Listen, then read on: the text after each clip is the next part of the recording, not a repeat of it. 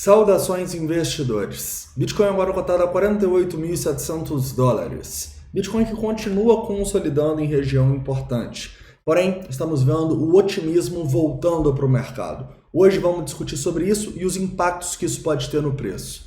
Bem-vindos a Investidor Moderno.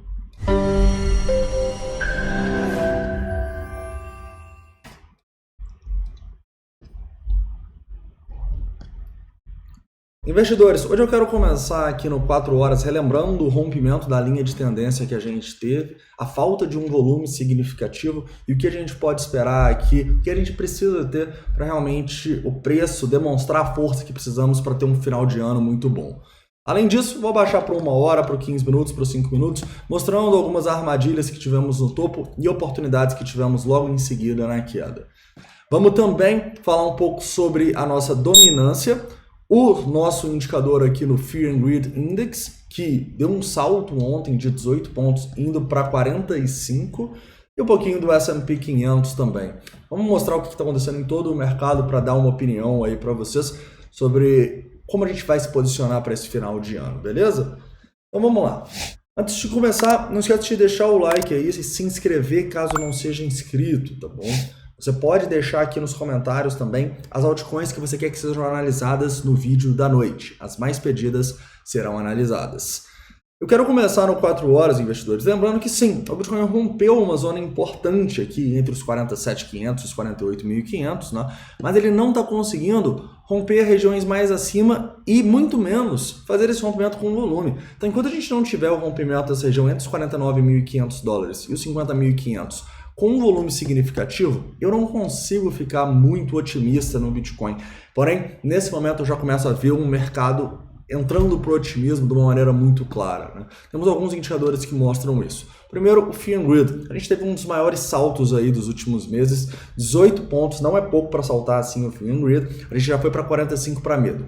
Isso me dita um risco, por quê? Porque se a gente for romper os 50, provavelmente a gente já vai estar em ganância aqui, o que é muito ruim para esse nosso indicador, tá bom?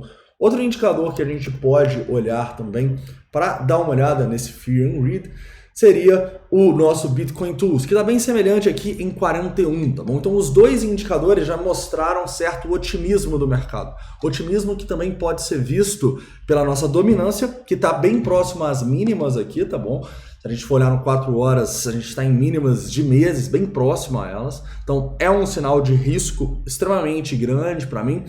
O Bitcoin não conseguindo romper os $50.000 e as pessoas indo para as altcoins, né? Algumas altcoins rompendo, outras altcoins subindo, muito mais do que o Bitcoin. Isso para mim é um sinal de risco, é um sinal que a turma está um pouco mais otimista aí do que deveria nesse momento, tá bom? Outro sinal que a gente pode ver são os nossos indicadores mais de curto prazo aqui, que não estão, tipo assim, ficando terríveis, né, igual já estiveram no passado próximo, mas estão subindo, né? O nosso long short ratio saiu de 1.2, nesse momento está próximo a 1.6, e o nosso CVD também está mostrando muita gente comprando a mercado, tá bom? Em especial nessa tentativa de rompimento que a gente vai falar da armadilha que tivemos ali acima dos $49.500.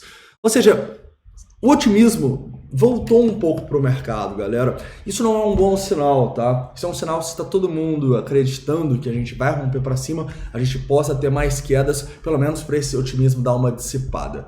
Então, para quem está muito exposto no mercado, eu usaria essas informações para me expor de uma maneira mais realista agora. Porque lembrem-se, grande parte da nossa tomada de decisão aqui não vai depender só do Bitcoin. A gente tem um S&P 500 num final de ano aí extremamente incerto. Se o S&P 500 voltar e der mais uma pernada para baixo aí no final do ano, provavelmente o Bitcoin vai sofrer e muito, tá bom? Em compensação, se a gente vem aqui e rompe máxima histórica, é lua, é festa nos mercados, tá? Mas, por a gente estar subindo muito rapidamente o Fear and Greed, por a nossa dominância estar nas mínimas, pelos nossos indicadores de price action de sentimento estarem subindo, eu acho que é mais prudente a gente não estar tão posicionado assim no mercado e, no mínimo, aguardar uma demonstração de força mais forte acima dos 50 mil. Isso falando mais no longo prazo, tá bom? Nesse momento, eu acho que faz sentido sim a gente realizar lucros das compras que a gente fez lá na Bacia das Almas, né? Quando o preço estava caindo abaixo dos 47, abaixo dos 46, quase nos 45 ali. Então, essas compras eu começo a realizar no capital mais de longo prazo, por causa dessa mudança que eu tô vendo aí nos mercados e, querendo ou não, por causa dessa incerteza que nós também temos no S&P 500. Tranquilo? Isso não impede de eu ter uma estratégia mais de curto prazo agora para me expor um pouco ao mercado. E a partir de agora eu quero falar dessa estratégia, tá? Primeiramente, eu acho que é importante a gente abaixar o tempo gráfico aqui e para 1 hora e entender que o preço, ele está numa tendência de baixa, de alta agora numa hora, né? Desde o nosso rompimento aqui dessa região dos 47.700, e a gente poderia traçar alguns Fibonacci aqui. O primeiro do fundo, tá? Seria o Fibonacci mais conservador, que ditaria para a gente potenciais compras a partir dos 48. Outro Fibonacci, para quem quer se expor um pouco mais, seria este aqui, quando a gente testou essa região dos 46.600. E aqui, olha só, a gente já testou a região 0,382 algumas vezes, tá bom? Nesse momento, a minha estratégia é sim ter certa exposição já me expus um pouco a partir desses 48.500 dólares, tá? Nesse momento eu vou esperar se a gente perder esses 48.300 abaixo dos 48 para pensar numa compra aqui nessa região até os 47.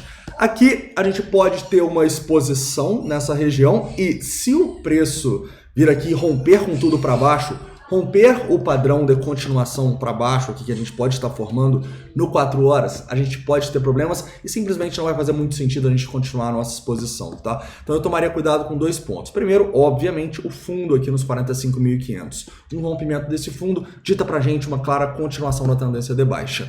E depois também a região dos 46.500 dólares, tá? 46.300 aqui, ó, 0,786, seria um rompimento também muito ruim pro preço, beleza? Então, nesse momento, né, para fazer um resumo, foi um vídeo aí diferente, falando de diferentes perspectivas de longo prazo e de curto prazo. Eu acho que para o longo prazo, quem está muito exposto, quem conseguiu acumular bem ali nos 45, 46, pode pensar em distribuir por causa do Fear and Greed, dominância, S&P 500, tudo isso que a gente está vendo.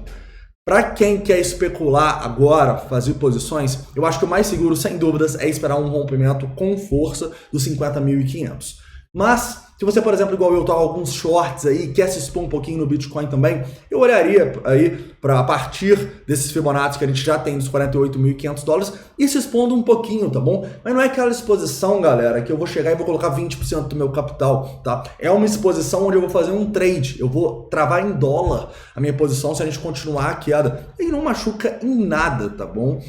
Os trades é assim que funciona, a gente acerta alguns, toma stop em outros e essa é a vida do trader, tá? Eu não acho que está no momento para a gente se expor com grande parte do nosso capital pensando assim, realmente, né, em toda essa incerteza que a gente está agora. Obviamente que a gente sempre vai ter uma estratégia de longo prazo para se expor no Bitcoin. Se você ainda não criou isso, cara, cria. Se você gosta do Bitcoin, você vai se sentir mal se a gente começar a romper para cima agora e você ficar de fora da festa, tá bom? Então, olho aí nos potenciais investimentos, tá? No momento de incerteza que a gente está. E olho também nesse potencial trade que a gente pode ter aqui no curto prazo, caso o preço volte aí, dando novas oportunidades de acumulação. Tranquilo? Continuando aqui, falando um pouquinho sobre a oportunidade de distribuição que a gente teve, tá?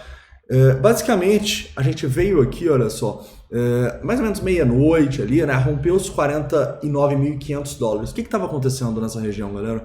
A gente estava tendo novamente liquidações significativas e novamente muitas pessoas comprando a mercado, tá? Num candle de 15 minutos aqui foi mais de 170 milhões de compra e na soma aqui foi quase 4 milhões de dólares em liquidação. Isso sim é uma região para você distribuir. Infelizmente não estava operando esse horário aqui, senão tinha pensado em distribuir uma parte, tá? Mas quem viu isso aqui distribuiu muito bem. E aí a gente começa, né, a pensar em se expor novamente quando o contrário acontece, né? Quando cai, liquida muita gente e muitas pessoas vendem a mercado.